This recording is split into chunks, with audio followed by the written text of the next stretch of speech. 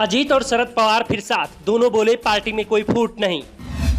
छगन भुजबल का दावा, कुछ बदलाव हुए हैं, अब अजीत पवार पार्टी के अध्यक्ष। शरद पवार का दावा, एनसीपी में नहीं हुआ है कोई बदलाव, वही है अब पार्टी के प्रमुख।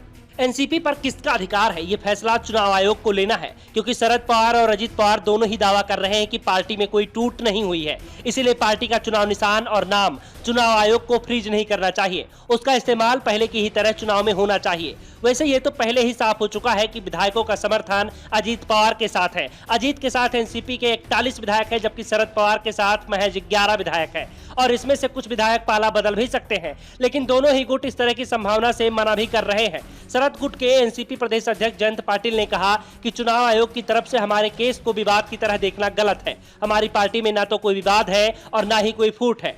उन्होंने आयोग पर शरद को समय न देने का भी आरोप लगाया, और जयंत पाटिल की बात का समर्थन अजीत गुट के सीनियर नेता छगन भुजबल भी कर चुके हैं।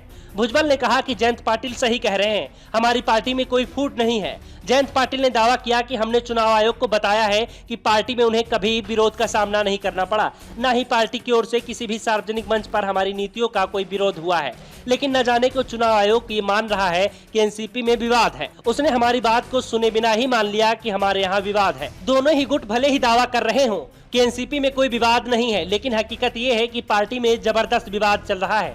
अजीत गुट का दावा है कि अजीत पवार एनसीपी के अध्यक्ष हैं, तो वहीं शरद गुट का दावा है कि शरद पवार पार्टी के अध्यक्ष हैं, और दोनों ही पार्टी के नाम और निशान का दावा कर रहे हैं। शरद गुट की ओर से अजीत गुट के 9 मंत्री और 32 विधायक यानी कुल 41 विधायकों को आयोग घोषित करने की शिकायत विधानसभा अध्यक्ष से की जा चुकी है। साथ ही ये भी दावा किया गया कि अजीत पवार का एनसीपी अध्यक्ष बनना और पार्टी का नाम, चुनाव चिन्ह इस्तेमाल करना पूरी तरह से गैर कानूनी है। दोनों ही गुट अपने दावों के संबंध में चुनाव आयोग को सबूत सौंप चुके हैं, और चुनाव आयोग दोनों ही पक्षों के सबूतों को देखने के लिए 6 अक्टूबर को आगे की सुनवाई करेगा। इससे पहले एनसीपी चीफ शरद पवार की बेटी और पार्टी की कार्यकारी अध्यक्ष सुप्रिया सुले ने भी दावा किया था कि हमें चुनाव आयोग से न्याय की उम्मीद है। इससे पहले शरद पवार ने भी साफ कर दिया था कि असली एनसीपी वही है जिसके प्रदेश अध्यक्ष जयंत पाटिल हैं।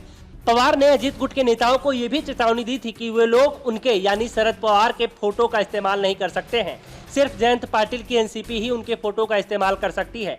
शरद पवार की चेतावनी के बाद अजीत गुट के नेताओं ने अब शरद पवार की फोटो का इस्तेमाल करना बंद कर दिया है। वैसे शरद पवार का अब तक इस मामले में जो भी रवैया रहा है, उस पर संदेह भी होता रहा है। एनसीपी चीफ ने 25 अगस्त को बारामती में कहा था कि अजीत पवार उनकी पार्टी के नेता है, एनसीपी में कोई टूट नहीं हुई है। उन्होंने कहा कि कोई पार्टी तब टूटती है जब पार्टी का एक बड़ा ग्रुप राष्ट्रीय स्तर पर अलग होता है। एनसीपी में ऐसा कुछ भी नहीं हुआ है। वो बात अलग है कि कुछ घंटों के बाद शरद अपनी बात से पलट गए और उन्होंने कहा कि उन्होंने ऐसा कुछ भी नहीं कहा है। लेकिन जिस तरह से दोनों ही गुटों की ओर से बयान आ रहे हैं, उससे चुनाव आयोग के सामने भी मामला सुलझाना आसान नहीं रहा है, क्योंकि दोनों ही गुट इस बात की संभावनाओं से साफ इनकार कर रहे हैं कि पार्टी में कोई टूट हुई है। जबकि शिवसेना के मामले में तो पहले ही दिन दोनों गुटों ने मान लिया था कि पार्टी टूट चुकी है।